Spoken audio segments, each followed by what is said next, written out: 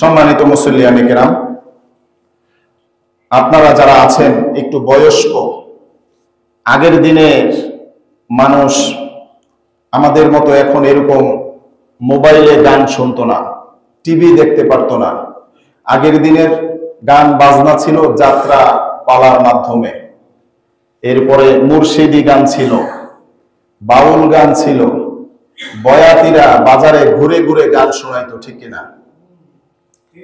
এখন সেই গানের ধারাবাহিকতাও আছে, লোকগীতি আছে, পল্লী গীতি আছে, নজরুল সঙ্গীত আছে, রবীন্দ্র সঙ্গীত আছে, বিভিন্ন ধরনের বিভিন্ন আইটেমের গান আমাদের বাঙালি সংস্কৃতির সাথে মিশে আছে।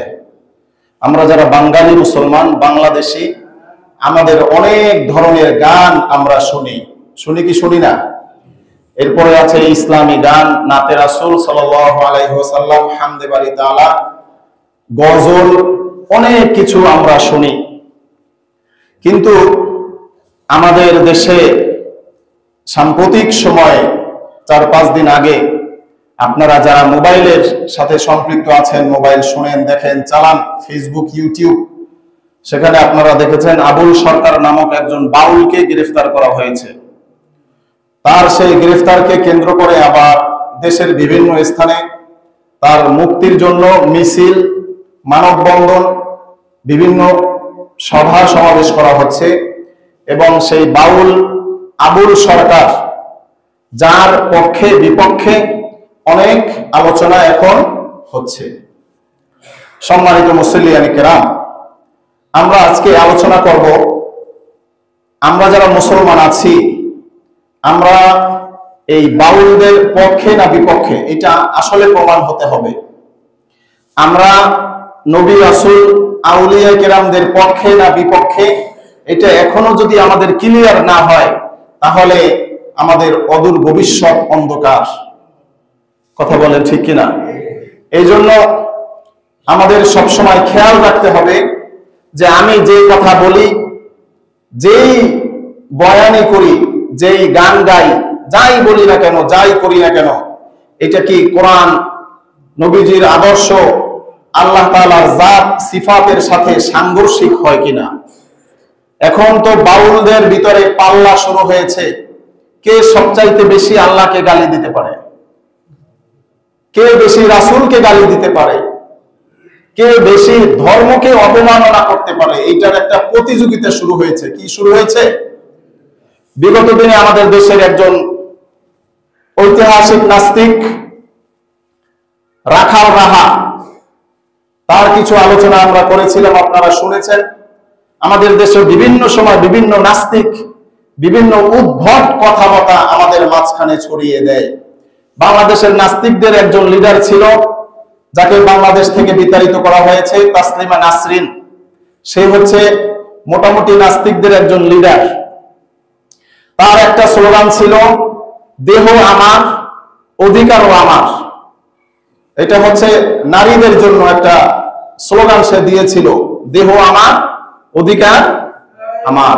সে এটার মাধ্যমে এটা বুঝিয়েছিল যে আমার দেহ যাকে খুশি তাকে দেব, আমার দেহ আমি দেব, যাকে খুশি তাকে দেব। এরকম একটা স্লোগান, একটা কুকুরের স্লোগান হইতে পারে, একজন মুসলমানের, একজন সত্যিকারের সামাজিক কোন মানুষের স্লোগান এরকম হইতে পারে না। এরকম বিভিন্ন উদ্ভট স্লোগান আমাদের দেশে আছে। এখন নতুন ভাবে যেটা শুরু হয়েছে, সেটা হচ্ছে বাউলদের সেই ধর্ম নিয়ে, আল্লাহকে নিয়ে, কোরআন নিয়ে অতিরিক্ত বাড়াবাড়ি কিছু। সাম্প্রতিক সময় আপনারা দেখেছেন, আজকে বয়ানের পরে আপনাদের যদি সম্ভব হয় এই বাউলের কিছু গান শুনবেন।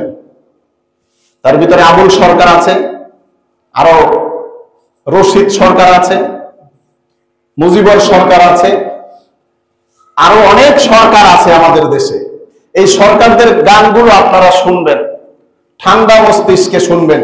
সেখানে দেখবেন আল্লাহ তাআলার জাত এবং সিফাত নিয়ে কত রকমের অকথ্য ভাষায় কথা বলে, কিরকম তারা গালিগালাজ করে। সাম্প্রতিক সময়ে সেই আবুল বয়াতি, আবুল সরকার, সে বলেছে যে আল্লাহ তাআলা এক জায়গায় বলেছে আল্লাহ তাআলা নাকি সর্বপ্রথম আল্লাহ তাআলার ইশক সৃষ্টি করেছেন। এটা প্রচলিত একটা জাল হাদিস আছে, সেইটার উপরে ভিত্তি করে। আমাদের দেশে কিছু আরবি প্রবাদ আছে যেগুলো হাদিস না, যেগুলো কিনা হাদিস না।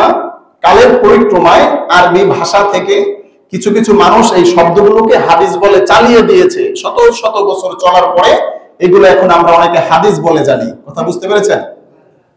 সে বলতেছে যে আল্লাহ তাআলা এক মুখে বলতেছেন যে আল্লাহ তাআলা সর্বপ্রথম সৃষ্টি করেছেন তার ইশক, আবার অন্য জায়গায় বলেছেন আল্লাহ তাআলা সর্বপ্রথম সৃষ্টি করেছেন তার নূর, আবার অন্য জায়গায় আল্লাহ তাআলা বলেছেন যে আল্লাহ তাআলা সর্বপ্রথম সৃষ্টি করেছেন তার আরশ।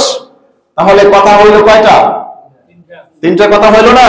এখন আবুল সরকার সে বলতে চাচ্ছে যে আল্লাহ তাআলা এক মুখে কয় কথা বলেন? নাউজুবিল্লাহ বলবেন না? আল্লাহ তাআলা এক মুখে কয় কথা বলেন? এর পরের কথাটুকু আমি আর এখন আর বলবো না, আপনারা শুনবেন মোবাইল থেকে কি কি বলেছে। তাহলে আল্লাহ পাক রব্বুল আলামিন কখন কি বলবেন এটা কি আবুল সরকারকে জিজ্ঞেস করে বলতে হবে? কথা বলেন। পবিত্র কুরআনুল কারীমে আল্লাহ পাক রব্বুল আলামিন অনেক আয়াত বলেছেন যার এই আয়াতের অর্থের সাথে ওইটা মিলে না। যেমন সূরা আর রহমানের ভিতরে আছে খালাকাল ইনসানা মিন সালসালিন কাল ফাখখার। আল্লাহ তাআলা এখানে বলছেন মানুষকে আল্লাহ তাআলা ঠনঠনে শক্ত মাটি দিয়ে আল্লাহ তাআলা তৈরি করেছেন। ঠনঠন করে যে মাটি শক্ত মাটি। আবার অন্য জায়গায় আল্লাহ তাআলা বলেছেন খালাকাল ইনসানা মিন সুলালাতিন মিন তিন। এভাবে বিভিন্ন জায়গায় বিভিন্ন ভাবে মানুষের আকৃতি, মানুষের যে দেহটা আল্লাহ তাআলা সৃষ্টি করেছেন সেই বর্ণনা বিভিন্ন জায়গায় বিভিন্ন ভাবে দিয়েছেন। তাহলে এই যে কোরআনুল কারীমের বিভিন্ন শব্দকে হাদিস, সহিহ হাদিস কিছু আছে জাল হাদিস, কিছু আছে ভুয়া হাদিস, এই শব্দগুলোকে নিয়ে তারা যাত্রা পালা করে সেই বাউল গানের নামে সরাসরি আল্লাহ তাআলার জাত এবং সিফাতের উপরে আঘাত করতেছে। এরপরে যখন সরকার অথবা কিছু মুসলমান তাদেরকে পাকড়াও করার চেষ্টা করতেছে, তখন তারা একটা শব্দ ঢাল হিসাবে ব্যবহার করছে, সেটা হচ্ছে যে বাংলাদেশে বাউলদের উপরে হামলা করা হচ্ছে। কাদের উপরে? বাউল। আচ্ছা আপনারা বলেন এই বাউল গান এই নতুন শুরু হয়েছে নাকি শত শত বছর ধরে চলছে? 15 শতক থেকে এই বাউল যে ইয়াটা আছে ধর্মবিশ্বাস, এটার উৎপত্তি হয়েছে প্রায় 500 বছর হয়েছে, আর লালন এসেছে প্রায় 200 বছর হয়েছে। বাউল যে ধর্মটা আছে, বাউল গান বলেন, বাউল মতাদর্শ বলেন, যেটাই বলেন, এইটাকে কোন বিকাশ করাইছে সবচাইতে বেশি? এই লালন ফকির। কার মাধ্যমে? লালন ফকিরের মাধ্যমে আমরা এই বাউলকে বেশি চিনি। অথচ লালনের আগে থেকে এই বাউলের উৎপত্তি হয়েছে। তো তাদের বাউল গানকে তো আমরা কেউ বন্ধ করতে বলি নাই, বলি নাই। আপনি গানের নামে যখন কোরআনের উপরে হাত দেবেন, আল্লাহ তাআলার জাত সিফাতের উপরে হাত দেবেন, তখন আপনার বেঁচে থাকার কোনো অধিকার এই জমিনে থাকে না। কথা বলেন ঠিক কিনা? আপনি গান করেন, সমস্যা নাই তো, আপনার ভোগা আপনি উঠবেন। গান করা যদি খারাপ হয় করবেন না, যদি খারাপ ভেবে করেন, যদি গুনাহ হয় আপনার শাস্তি আপনি পাবেন, এটা আমাদের সমস্যা নাই। কিন্তু আপনি যখনই আল্লাহর নামে, রাসূলের নামে, দ্বীনের নামে, কোরআনকে ব্যবহার করে, এই কোরআনকে কটূক্তি করে কোনো কথা বলবেন, সেই সুযোগ কাউকে দেওয়া হবে। তারা আরেকটা শব্দ ব্যবহার করে যে ওলি আল্লাহর বাংলায় এই আমরা যারা আছি হুজুর টাইপের, আমাদের ঠাই নাই। কোথায়?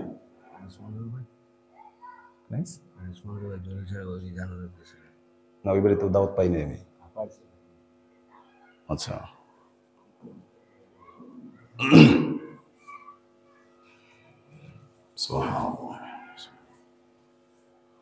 আচ্ছা, বাউল সরকারের একটা কথা আমি বললাম, আর একটা কথা সে বলেছে,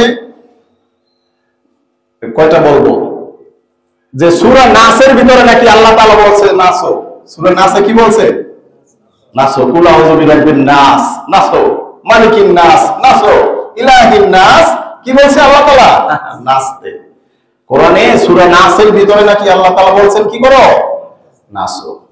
আর একটা হচ্ছে কি সরকার যেন দেখলাম, অনেকটা মোটামুটি ঘাটাঘাটি করার চেষ্টা করেছি। সে বলতেছে যে আমি একটা হাদিসে পেয়েছি নবীজির স্ত্রী ছিল 9 জন, আর একটা হাদিসে পেয়েছি নবীজির স্ত্রী ছিল 12 জন, আর একটা হাদিসে পেয়েছি নবীজির স্ত্রী ছিল 8 জন, আর একটা হাদিসে পেয়েছি নবীজির স্ত্রী ছিল 13.5 জন। কয়জন? 13.5 জন। এইটা কেমনে? 13.5 জন স্ত্রীটা আমার কেমনে? এই হচ্ছে এদের দৌরত্ব। হাদিস কোরআনের যত অপব্যাখ্যা আছে এদের কাছে আপনারা পাবেন।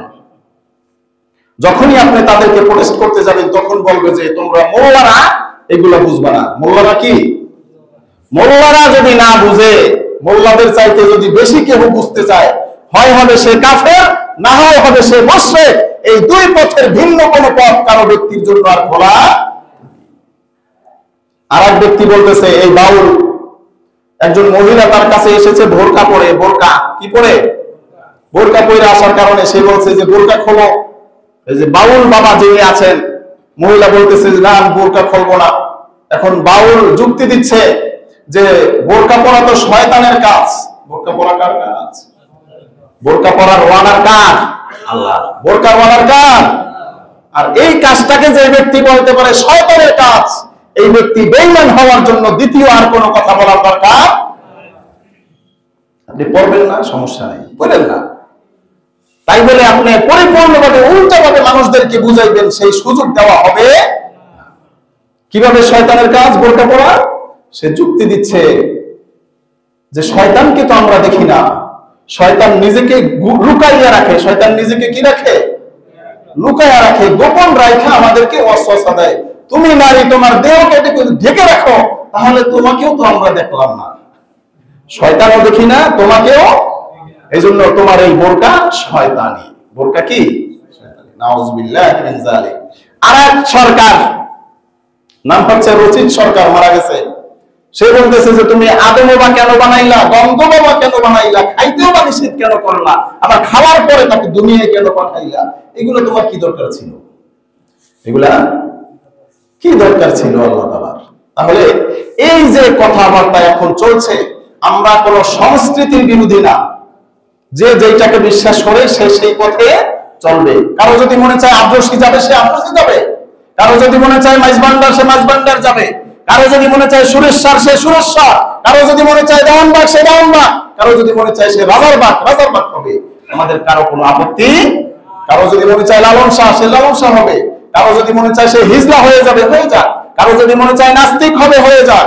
কিন্তু কোরআন, আল্লাহ, রাসূল, ইসলাম নিয়ে যদি কেউ কোনো বিকৃত মন্তব্য করে, তার যে মন্তব্য করেছে সেই শাস্তির বিধান আল্লাহ তাআলাই কোরআনে দিয়েছেন। কোথায় দিয়েছেন? কোরআনের ভিতরে। সম্মানিত হাজিরিন, আপনাদের খেদমতে এই আনুষঙ্গিক একখানা আয়াত তেলাওয়াত করেছিলাম। আল্লাহ তাআলা বলছেন, ইন্নাল্লাযীনা ইউযুনাল্লাহা ওয়া রাসূলাহু লা'নাহুমুল্লাহু ফিদ দুনিয়া ওয়াল আখিরাহ ওয়া আ'আদ্দা লাহুম আযাবান মুহিনা। ইন্নাল্লাযীনা ইউযুনাল্লাহা ওয়া রাসূলাহু, যারা আল্লাহ এবং আল্লাহর রাসূলকে কষ্ট দেয়। আল্লাহ এবং কাকে কষ্ট দেয়? আল্লাহর রাসূলকে কষ্ট দেয়। আল্লাহ তাআলাকে সরাসরি কষ্ট দেওয়া কি সম্ভব? কথা বলেন, আল্লাহকে কি কষ্ট দেওয়া সম্ভব? আল্লাহ তাআলাকে সরাসরি কষ্ট দেওয়া সম্ভব না। রাসূল সাল্লাল্লাহু আলাইহি ওয়াসাল্লামকে তৎকালীন সময়ে মক্কার কাফের বেঈমান মুশরিকরা সরাসরি কষ্ট দিয়েছে, কিন্তু আল্লাহ তাআলাকে সরাসরি কষ্ট দেওয়া সম্ভব। কিভাবে কষ্ট দেওয়া হয়? তাফসীরের ভিতরে মুফাসসিরিনে কেরাম বলেছেন, ইন্নাল্লাযীনা ইউযুনাল্লাহা, আল্লাহকে কষ্ট দেওয়া হয় আল্লাহ তাআলার জাত সিফাতের সাথে বেয়াদবিমূলক কথা বলে। কি কথা বলে? আল্লাহ তাআলার জাত সিফাতের একটা গুণ হচ্ছে আল্লাহ তাআলা কাউকে জন্ম দেন না। আল্লাহ তাআলা কাউকে কি করেন না? অর্থাৎ আল্লাহ তাআলার সন্তানও নাই, আল্লাহ তাআলার মা বাবাও নাই। এরকম আল্লাহ তাআলার জাত সিফাত যে বিষয়গুলো আছে, এই বিষয়গুলো নিয়ে যারা বিকৃত মন্তব্য করে, এই মন্তব্যের মাধ্যমেই আল্লাহ তাআলাকে কষ্ট দেওয়া হয়। তাদের শাস্তি কি হবে? লানাহুমুল্লাহু ফিদ দুনিয়া, দুনিয়াতেও তাদের জন্য অভিশাপ, শাস্তি, ওয়াল আখিরাতি ওয়া আ'আদ্দালাহুম আযাবান মুহিনা। এটা একটা আয়াত। এরপরে আল্লাহ পাক রব্বুল আলামিন সূরা আহজাবের 61 নম্বর আয়াতে আল্লাহ তাআলা বলছেন, মালউনিন, অভিশপ্ত। এই অভিশপ্ত কারা? ওই যারা আল্লাহ তাআলার জাত সিফাত, রাসূলের ইজ্জতের উপরে নিয়ে কথা বলে, কোরআনকে বিকৃত করার চেষ্টা করে। যখনই বলি যে মাসআলা বা আয়াত তো এইটা কোরআনে নাই, বলে কোরআন পারা কয়টা? আমরা বলি 30টা। কোরআনে পারা কয়টা? তারা বলে 90 পারা। কোরআনে পারা কয়টা? 90 পারা। তাহলে আর বাকি 60 পারা কোথায়? বাকি 60 পারা হচ্ছে মারেফাতি যারা আছে তাদের কাছে, আর 30 পারা তোমরা যারা শরীয়তি আছো তোমাদের কাছে। তাহলে ওরা যত আজগবি আলাইহিস সালাম যা বলবে বানোয়াট, এগুলো ধরে নিতে হবে ওই 60 পারায় আছে। এটা ওদের দলিল। এটা ওদের কি? ওরা যদি কাউকে ভালোভাবে বুঝাইতে পারে যে হ্যাঁ আমরা যত কথা বলি এগুলো দলিলের মাধ্যমেই বলি, তবে এই দলিল শরীয়তি মোল্লা যারা আছে এদের দলিল না, এগুলো আমাদের দলিল, তখন কিছু কিছু সরলমনা মুসলমান যারা আছে তারা এটা বিশ্বাস করবে। করবে কি করবে না? আচ্ছা আপনারা বলেন, এই মারিফাতের সর্বোচ্চ স্তর জগতের ভিতরে রাসূলের চাইতে বেশি কেউ জানতো? কথা হয় না। আমাদের নবীজির চাইতে মারিফাতের ইলম, মারিফাতের দরজা, মারিফাতের তত্ত্ব, মারিফাতের স্তর জগতের আর কারো বেশি ছিল? তাহলে যদি আপনি বলেন যে মোল্লা তোমাদের কাছে 30 পারা আমাদের কাছে 60 পারা, এটার মাধ্যমে প্রমাণ হয় রাসূল কোরআনকে লুকাইছেন। এটার মাধ্যমে তারা কি প্রমাণ করে?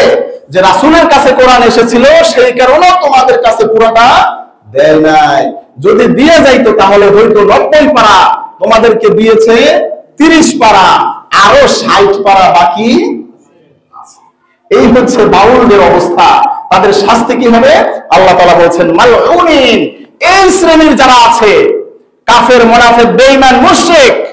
একজন ব্যক্তি মুসলমান নামাজ পড়ে, সে যখন আল্লাহ তাআলার জাত সিফাত সম্পর্কে কুরুচিপূর্ণ মন্তব্য করে তখন সে আর ইমাম সাহেব থাকে না, সে হয়ে যায় মুশরিক। সে কি হয়? সে তখন আর হাজী সাহেব থাকে না, সে হয়ে যায় মুশরিক। সে তখন আর মুসল্লি থাকে না, হয়ে যায় কি? মুশরিক। আর তাদের উপরেই আল্লাহ তাআলা অভিশাপ করেছেন মালউনিন। আমরা হিন্দুদেরকে মালাউন বলি না? বলি কিনা? যে মালাউনের গোষ্ঠী বলি কিনা? বলি। এই হচ্ছে মালউনিন, অভিশপ্ত। শুধু হিন্দুরা মালউনিন না, যারা কোরআনকে মানে না, ইসলামকে মানে না, সবগুলো হচ্ছে মালাউনের ভিতরের অন্তর্ভুক্ত, সবগুলো অভিশপ্ত। সবাই কি মালউনিন, অভিশপ্ত। আইনামা সুকিফু, ওদেরকে তাড়া করো। ওদেরকে কি করো? কাদেরকে? যেগুলো মালউন, যেগুলো মালাউন, তাদেরকে কি করো? দৌড়াও। আইনামা সুকিফু উখিজু, ধরো, পিছনে পিছনে দৌড়ায়া এরপরে কি করো? অকুতিলু তাকতিলা, তাদেরকে হত্যা করো। কিভাবে? তাকতিলা, বেদনাদায়ক হত্যার মাধ্যমে তাদেরকে কি করো? হত্যা করো। তাহলে কোন ইমাম সাহেব যদি আল্লাহ তাআলার জাত সিফাত নিয়ে উল্টো মন্তব্য করে, তার শাস্তির বিধান কি? কথা পায় না। তার শাস্তির বিধান কি? যদি পিসাবে করে, পিসাবে করলেও, যদি বাউল শিল্পীরা করে, শুধুমাত্র বাউলদের জন্য এটা না। এটা যদি আমিও করি, আমার মাধ্যমে প্রমাণিত হয় যে আমি আল্লাহ তাআলার জাত সিফাত সম্পর্কে কুরুচিপূর্ণ মন্তব্য করেছি, তাহলে আমার জন্য যে হত্যা, এই বাউল ফাউল যেগুলো আছে ওদের জন্য একই শাস্তির বিধান। ওদের বিধানও কি? সুন্নাতুল্লাহি ফিল্লাযিনা খালাউ মিন ক্বাবল। আল্লাহ তাআলা বলেন যে এই বিধানগুলো তোমাদেরকে যে দিয়েছি, এটা শুধু তোমাদের উপরে না, তোমাদের পূর্বে যারা চলে গিয়েছে তাদের উপরে ওই বিধান ছিল। ওয়ালান তাজিদা লিসুন্নাতিল্লাহি তাবদীলা।